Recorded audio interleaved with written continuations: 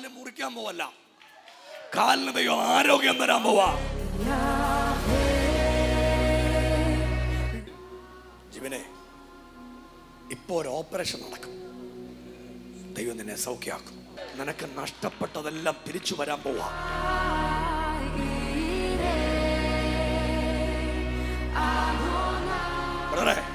ഒരു കാറ്റടിക്കും. ആദ്യമായിട്ട് വന്നാണോ? ആണ്. കൂടാലും ഉണ്ടോ? ഒറ്റയ്ക്കാ വന്നേ? നിന്റെ ഒരു സൈഡ് തളർന്നു പോയാളാ, ഒരു സൈഡ് തളർന്നു പോയതാ. ഇന്ന് നീ സൗഖ്യമാകാൻ പോവാ. നിനക്ക് വിശ്വാസം ഉണ്ടോ? കർത്താവ് എന്നോട് പറയാം, നിന്നെ ദൈവം സൗഖ്യമാക്കാൻ പോവാ.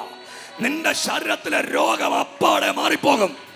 നീ രോഗമില്ലാത്തവരായി നടക്കാൻ പോവാ. ദൈവത്തിന്റെ രാജ്യത്തെ ശുശ്രൂഷിക്കാൻ ദൈവം നിന്നെ അഭിഷേകം ചെയ്യാൻ പോവാ. സഭയൊന്ന് കൈയടിച്ച് ആദരമൊന്ന് തുറന്ന് യേശുവേ എന്നൊന്ന് വിളിക്കാൻ പറ്റുന്ന ഒരു വലിയ ദൈവശക്തി വ്യാപരിക്കും. വർഷങ്ങൾ പഴക്കമുള്ള ഒരു ബന്ധനം വീട്ടിലുണ്ട്.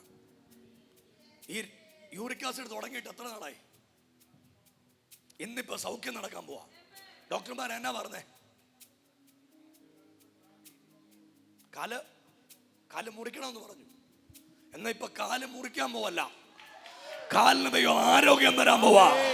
നിന്റെ കാലിനെ മാൻപയുടെ കാലുകൾക്ക് തുല്യമാക്കാൻ പോവാ. വിളിക്കാൻ പറ്റുന്നവരെല്ലാം യേശുവേ എന്ന് വിളിക്കാൻ പറ്റുന്നവരല്ല യേശുവേ എന്നൊന്ന് വിളിച്ചോ.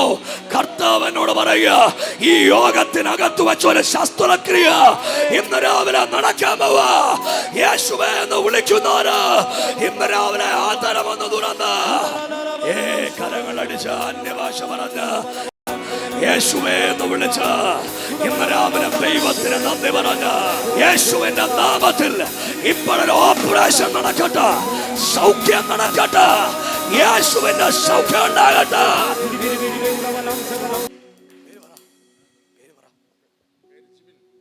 ജീവനെ, ഇപ്പോ ഒരു ഓപ്പറേഷൻ നടക്കും.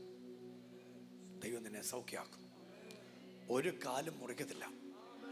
അടുത്ത പ്രാവശ്യം പോയി ടെസ്റ്റ് ചെയ്യണം. ടെസ്റ്റ് ചെയ്യുമ്പോൾ ഡോക്ടർ പറയും ഒരു കുഴപ്പമില്ലെന്ന്. ഇവിടെ വന്ന് നമ്മൾ സാക്ഷ്യം പറയും. നിനക്ക് നഷ്ടപ്പെട്ടതെല്ലാം തിരിച്ചു വരാൻ പോവാം. വീടെവിടാ? കണ്ണമ്മൂല. കണ്ണമ്മൂല. ആ താമസിക്കുന്ന വീടില്ലേ, അവിടെ ഒരു ദൈവപ്രവർത്തി നടക്കാൻ പോവാ. അതുമായിട്ട് ബന്ധപ്പെട്ട ഒരു പ്രതിസന്ധി ഉണ്ട്. ഞാനിപ്പോ അത് കാതിൽ പറയും. എല്ലാരും കൈയടിച്ച് യേശുവേ എന്ന് വിളിച്ചു. ജീവനെ, കണ്ണമ്മൂലയിലെ വീട്ടിൽ ഇപ്പോൾ ഒരു ദൈവപ്രവൃത്തി നടക്കും. അതിനകത്ത് കെട്ടിപ്പൂട്ടിയ ഒരു ആധിപത്യമുണ്ട്. എന്ന് തുടങ്ങിയെന്നറിയാമോ?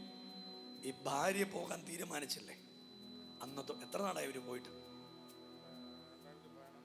11 പോയതാ. 2 വർഷം കൂടെ വന്നു അവര് പോയി. എന്നിട്ട് കല്യാണം ഒഴിഞ്ഞു കളഞ്ഞു. അന്ന് തുടങ്ങിയ പ്രശ്നം ഇപ്പോഴും ആ വീട്ടിലുണ്ട്. അതിൻ്റെ പിൻപിലൊരു കാരണമുണ്ട്. ഇന്ന് രാവിലത്തെ പ്രാർത്ഥനയിൽ ആ കാരണം ദൈവം പൊട്ടിച്ചു കളയും. നിന്റെ വീട് ഫേസ്ബുക്കിൽ കണ്ടിട്ട് വന്ന നിങ്ങളൊന്ന് കൈയടിച്ച രാമി. പുള്ളി ഫേസ്ബുക്കിൽ മാത്രമേ എന്നെ കണ്ടിട്ടുള്ളൂ കേട്ടോ. ജീവനെ, യേശുവിനെ എല്ലാം അറിയാം, എല്ലാം അറിയാം. ഞാൻ അവിടെ ഇന്ന് ആരാധിച്ചുകൊണ്ടിരുന്നപ്പം യേശുവിനോട് പറഞ്ഞു, ജീവൻ ഇങ്ങനെ പ്രശ്നമുണ്ട്. ജീവന്റെ ഭാര്യ ഇട്ടിട്ട് പോയതാ, കല്യാണം ഡിവോഴ്സ് ആയതാ, ഈ വസ്തുവിനകത്ത് ഇന്ന സാധനം കിടപ്പുണ്ട് എന്നാ യേശു എന്നോട് പറഞ്ഞേ. ഇന്ന് ഞങ്ങൾ പ്രാർത്ഥിച്ചുകൊണ്ടിരിക്കുമ്പോൾ വീട്ടിൽ നിന്ന് ഈ ശാപങ്ങളെല്ലാം പൊട്ടിപ്പോകാൻ തുടങ്ങുക. കുടുംബത്തിനകത്തൊരു ദൈവത്തിന്റെ അത്ഭുതം ഇന്ന് രാവിലെ ഉണ്ടായി വരാൻ പോവാ.